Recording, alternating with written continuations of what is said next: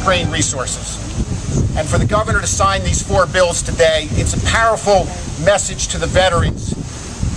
And he is saying, thank you for your service.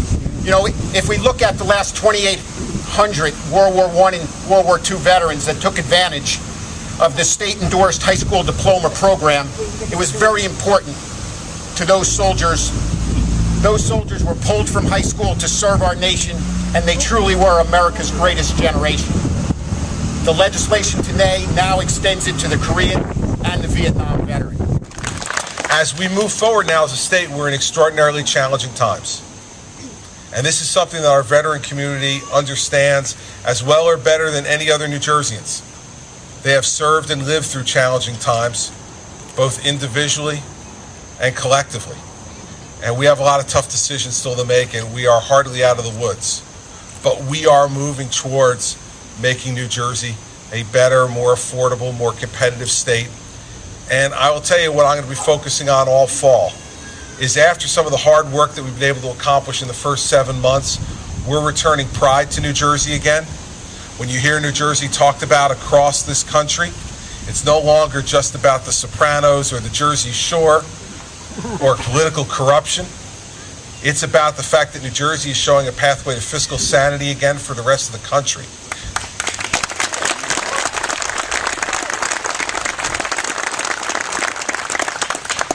Both my office and the leaders of the legislature have shown that we can work together, that we can get things accomplished for the people of the state, and while we have much work left to do, I think for the first time in a long time, you've actually seen, not only in what I feel as I come to places like Haddon Heights and travel all over the state, I'm heading to Cape May after I leave here, but the feeling we have around the state is of a more optimistic people about their state.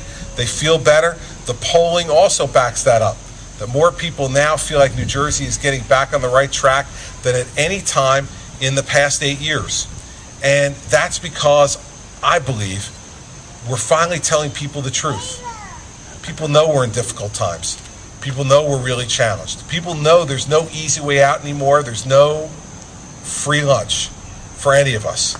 And, you know, I said to someone today that, you know, I feel like the guy who missed the party but's here for the cleanup. And that's okay. That's what I got elected to do. And candidly, I'm probably not the guy they would have invited to the party anyway. So I'm the guy they elected to come and do the cleanup duty.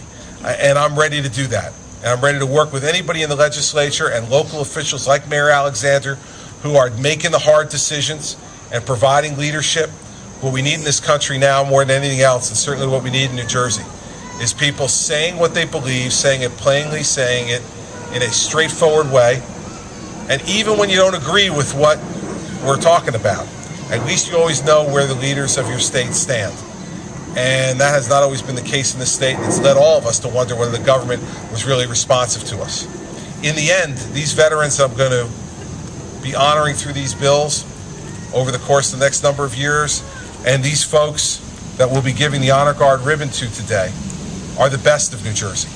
And all of us who live here know that there are so many great things about our state. And we're tired of the country looking at New Jersey through the prism of popular entertainment or bad headlines. And we want them to know what's good and right and strong about our state. New Jersey is a strong, tough place filled with good, hardworking people who are going to help to turn this country around.